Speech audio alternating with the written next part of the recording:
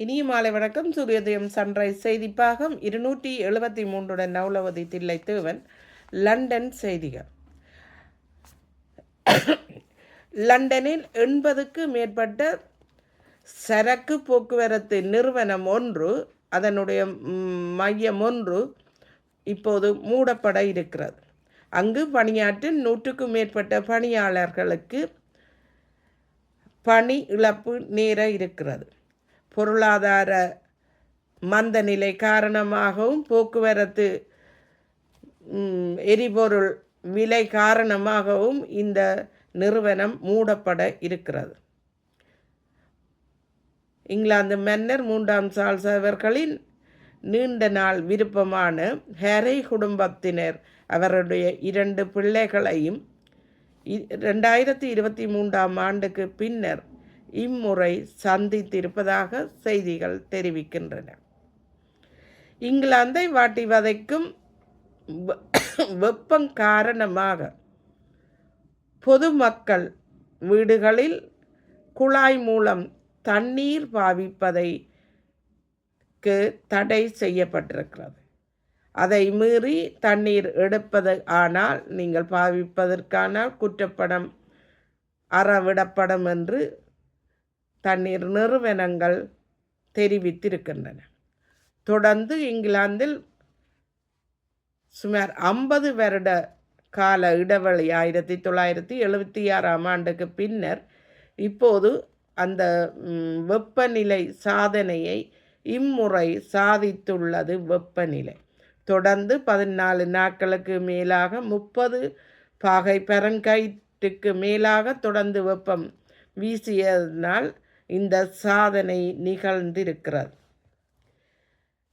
தொடர்ந்து இந்த வெப்பநிலை காரணமாக அறைகளுக்கு குளிரூட்டும் ஏர் கண்டிஷன் இவற்றை போலியாக தயாரித்து விற்பனை செய்து வருகிறார்கள். அது பாவிக்க முடியாததை நுகர்வோருடன் பொய்யை சொல்லி அதனை விற்று வருகிறார்கள். இதனால் பொதுமக்களே அவதானமாக இருக்கும்படி கேட்டுக்கொள்ளப்படுகிறது. மேலும் இம்முறை ஹாரி அவர்கள் லண்டன் பயணத்தின் போது அவருடைய அம்மா டயானா இளவயதில் வாழ்ந்த வீட்டுக்கு நோர்தென்டன்ஷியருக்கு சென்று வந்ததாக செய்திகள் தெரிவிக்கின்றன. 1/7 அன்று டயானாவுக்கு 65வது பிறந்த தினத்தையொட்டி அவர் அங்கு உணர்ச்சி பூர்வமாக அங்கு சென்றிருப்பதாக செய்திகள் தெரிவிக்கின்றன. சார்ல்ஸ் மன்னர் அவர்களும் அவருடைய மனைவியார் அவர்களும் லண்டன் மிருகக்காட்சி சாலைக்கு சென்று வந்திருக்கிறார்கள். கடந்த ஞாயிறு அன்று 12ஆம் தேதி 7ஆம் மாதம் அன்று அந்த லண்டன் மிருகக்காட்சி சாலையின் 200வது வருட நினைவை ஓட்டி அவர்கள் அங்கு சென்று இருக்கிறார்கள். மேலும் லண்டனில் ஓய்வூதிய வயதினை உயர்த்துவதற்காக அரசாங்கம் விவாதித்து கொண்டிருக்கும் வேளையில் 66 வயதுடைய ஓய்வூதியதாரர்களுக்கு அவர்களுக்கு நிதி உதவியினையும் அவர்களுடைய ஓய்வூதிய பணத்தினையும் கூடுதலாக வழங்குமாறு நாடாளுமன்ற உறுப்பினர்கள் கேட்டுக்கொண்டிருக்கிறார்கள். இப்போதைய கால சூழ்நிலையில் செலவுகள் அதிகரித்த நிலையில் அவர்களுக்கு ஒரு நிவாரணமாக கூட நிதி வழங்க வேண்டும் என்று அவர்கள் கேட்டிருக்கிறார்கள். இதனால் அதற்கான மறுபரிசீலனை செய்ய வேண்டும் என்று வலியுறுத்தப்படுகிறது. லண்டனில் பொது இடங்களில் பெண்கள் செல்வதற்கு பாதுகாப்பு அற்ற நிலை. பேருந்துகளில் நடைபெறும் பல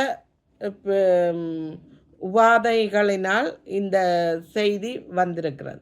இப்போ 2 நாட்களுக்கு முன்னராக பேருந்து ஒன்றில் ஒரு பெண் விலாசம் கேட்டபோது அவரை தள்ளி விழுத்தி அவர்களை உபாதைக்கு உள்ளாக்கியதன் காரணமாக போலீசார் அந்த பேருந்தில் இருந்து கேமராவினை பார்த்து குற்றவாளியை தேடி வருகிறார்கள்.